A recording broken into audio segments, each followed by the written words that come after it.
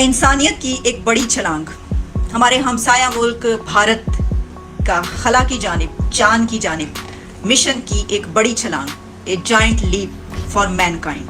10, 9, 8, 7, 6, 5, 4, 3, 2, 1, 0 plus 5 seconds. Lift off normal. Here we have a majestic liftoff of LBM-3 M4 rocket carrying India's prestigious Chandrayaan-3 spacecraft. दूरस नताइज इसके सामने आएंगे क्योंकि भारत में सिर्फ मसीही बिरादरी के साथ ऐसा नहीं हो रहा। मुसलमानों को देख लें, सिखों को देख लें, हर जानिब एहतजाज की सदा बुलंद है। तो आप समझते हैं कि बेहतरी आएगी अब इससे? जी बहुत शुक्रिया। मैं समझता हूँ कि यकीनन ये जो मणिपुर के वाकयात हैं, मैं समझता हूँ आलमी सियासत में, सिफारती सतह पे और जो तस्वीराती तब्दीलियाँ आलमी निज़ाम में आ रही हैं, मैं समझता हूँ कि इसकी अहमियत काफ़ी ज़्यादा है। ये तो हकीकत है कि मुसलमान, कश्मीरी, सिख, दलित जो हैं वो जो हिंदुत्व और हिंदू इंतहा पसंदाना सोच के विक्टिम तो 75 साल से बनते रहे हैं। 10, 9, 8, 7, 6, 5, 4, 3, 2, 1 and lift off.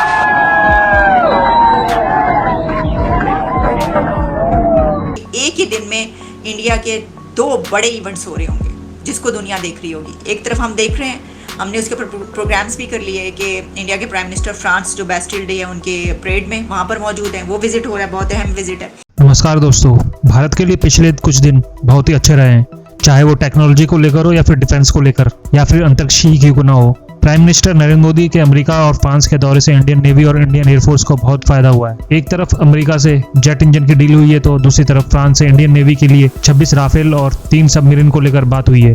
इधर इंडिया में इसरो ने अपना चंद्रयान-3 का सफल लॉन्चिंग के साथ दुनिया को दिखा दिया कि अब इंडिया की अनदेखी नहीं की जा सकती है। दूसरी तरफ इन सब अचीवमेंट्स को देखकर पाकिस्तानी मीडिया में आग लगी हुई है। ये वही पाकिस्तानी मीडिया है जो चंद्रयान-2 के लैंडिंग फेल होने पर खुशियां मना रही थी, मगर इन बेवकूफों को ये नहीं पता कि चंद्रयान-2 99% सक्सेस रहा था, सिर्फ सॉफ्ट लैंडिंग नहीं हो पाई थी। अब यूरोपियन पार्लियामेंट में कुछ इंडिया के बारे में बोल दिया है तो इसी न्यूज से अपनी पाकिस्तानी पब्लिक को पागल बना रहे हैं, मगर इनको पता नहीं है कि यूरोपियन यूनियन का सबसे पावरफुल कंट्री फ्रांस है, जहां मोदी जी को वहां के परेड में गेस्ट बनाया गया था। आगे आप भी पाकिस्तानी मीडिया की कोशिश देखिए किस तरह से वो अपनी जनता को पागल बनाती है।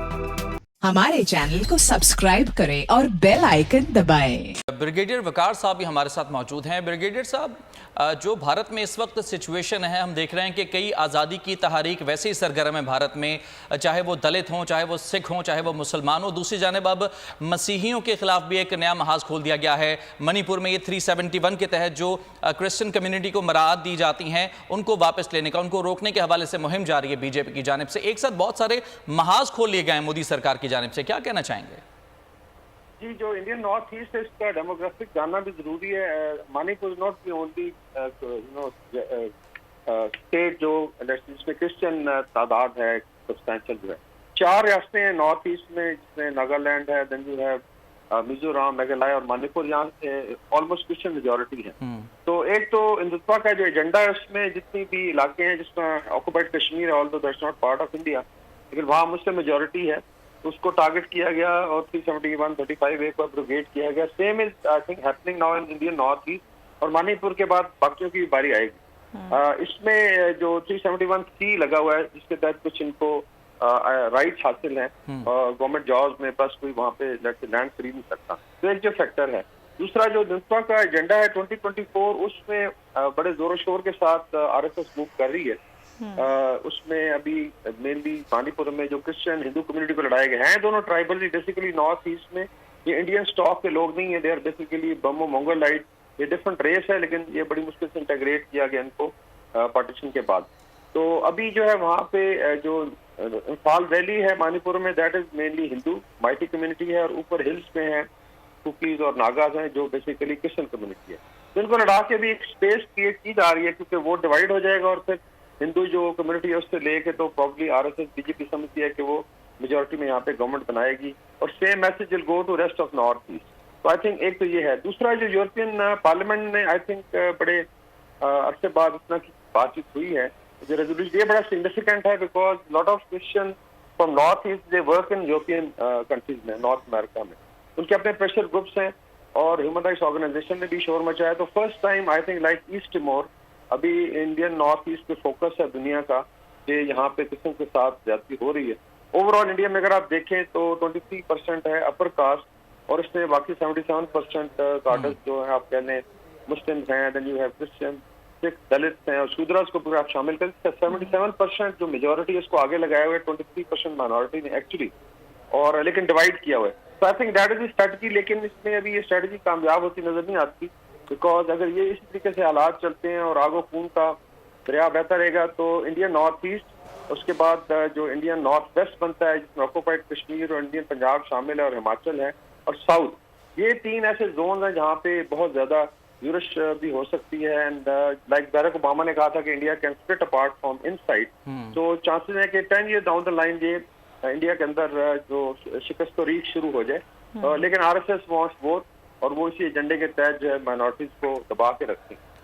ठीक, तो मजमूई तौर पर देखा ये जा रहा है कि दुनिया की सबसे बड़ी जमहूरियत का दावा किया जाता है भारत की जानिब से, लेकिन हकीकत ये है कि ये वो लोग हैं, ये वो कम्युनिटीज़ हैं जो कि आज से नहीं बल्कि कई दहाइयों से यहाँ पर रह रहे हैं, इनकी कई नस्लें यहाँ पर पैदा हुई हैं, लेकिन उसके बावजूद उन्हें दूसरे दर्जे का शहरी बनाने की कोशिश की। ये तो हकीकत है कि मुसलमान, कश्मीरी, सिख, दलित जो हैं वो जो हिंदुत्व और हिंदू इंतहा पसंदाना सोच के विक्टिम तो 75 साल से बनते रहे हैं। लेकिन इस दफा जो नई या एक यानी कि मुनफरिद बात है वो ये है कि चूंकि 2 महीने के अंदर आप देखें कि मणिपुर जहां तकरीबन 42% ईसाई आबादी है, वहां 250 से ज्यादा चर्चेज और ईसाई इबादतगाहों को नजर आतिश किया गया है।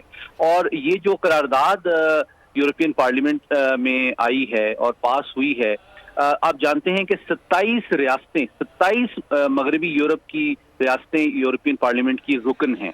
तो जब वो एक करारदाद भारतीय हुकूमत और रियासत के खिलाफ पास करती हैं, उनको कंडेम करती हैं, तो आप ये भी हुस्न इत्तेफाक तो नहीं है कि वो ज्यादातर रियासतें ईसाई मेजॉरिटी हैं।